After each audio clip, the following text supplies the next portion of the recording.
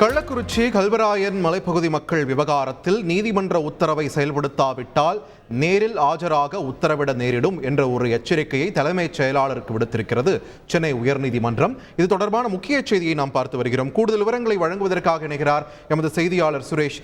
சுரேஷ், வணக்கம். எந்த மாதிரி உத்தரவுகள் செயல்படுத்தவில்லை என்று இந்த எச்சரிக்கை விடுத்திருக்கு உயர்நீதிமன்றம்? இதன் முழு பின்னணி என்ன சுரேஷ்?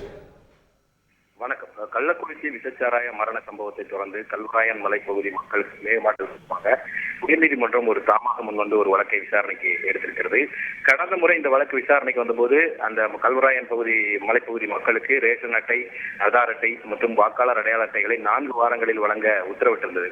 இந்த நிலையில் இந்த வழக்கு நீதிபதிகள் எஸ். எம். சுப்பிரமணியம் மற்றும் மாலா அடங்கிய அமர்வில் மீண்டும் விசாரணைக்கு வந்தது. அப்போது நீதிமன்ற உத்தரவுப்படி அடையாள அட்டைகள் வழங்குவதற்கான முகாம்கள் நடத்தப்பட்டு 2000க்கும் மேற்பட்ட விண்ணப்பங்கள் பெறப்பட்டுள்ளதாக அரசு தரப்பில் தெரிவிக்கப்பட்டது. அதை பரிசீலித்து அடையாள அட்டைகளை வழங்குவதற்கு மேலும் 3 மாத கால அவகாசம் வழங்க வேண்டும் என்ற ஒரு கோரிக்கையும் முன்வைக்கப்பட்டது. அடையாள அட்டைகள் வழங்கிய பின் அது குறித்த அறிக்கை தாக்கல் செய்வதாகவும் அரசு தரப்பில் தெரிவிக்கப்பட்டது. இதனை ஏற்க மறுத்த நீதிபதிகள் அறிக்கை தங்களுக்கு வேண்டாம் எனவும் ஆதார் அட்டை, ரேஷன் அட்டை தான் வேண்டும் எனவும் தெரிவித்த நீதிபதிகள் அடையாள அட்டைகளை வழங்குவதற்கு எதற்கு 3 மாதங்கள் என்ற ஒரு கேள்வியையும் எழுப்பினார்கள்.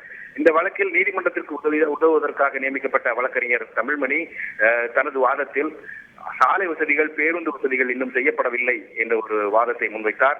இதற்கு அரசு தரப்பு வழக்கறிஞர் மறுப்பு தெரிவித்ததுடன் கல்வராயன் மலைப்பகுதியிலே ஏற்கனவே 2 பேருந்துகள் இயக்கப்படுவதாகவும் சாலை அமைக்கும் பணிக்கு நிதி ஒதுக்குவதற்காக நடவடிக்கை எடுக்கப்பட்டிருக்கிறதாகவும் தெரிவித்தார். இதையடுத்து நீதிபதிகள் இந்த அரசு அளிக்கக்கூடிய விவரங்கள் போதுமானதாக இல்லை என்றும் அடிப்படை வசதிகள் செய்து கொடுக்க உத்தரவிட முடியாது என்று கூறிய நீதிபதிகள் அடிப்படை வசதிகள் செய்து கொடுக்கப்படாததால் தான் இந்த வழக்கானது விசாரணைக்கு எடுக்கப்பட்டிருக்கிறது என்றும் தெரிவித்தார்கள்.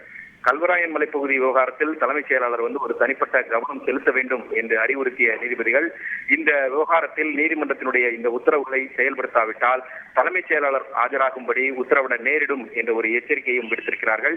இதையடுத்து அந்த கல்வராயன் மலைப்பகுதியில் மினி பேருந்துகள் இயக்கப்படுவது குறித்து விழுப்புரம் மற்றும் சேலம் கோட்ட போக்குவரத்து கழகத்தினுடைய மேலாண் இயக்குநர்கள் நேரிலோ அல்லது காணொலி காட்சி மூலமாக ஆஜராகி நாளை பிற்பகல் ஆஜராகி விளக்கம் அளிக்க வேண்டும் என்று உத்தரவிட்டிருக்கிறார்கள்.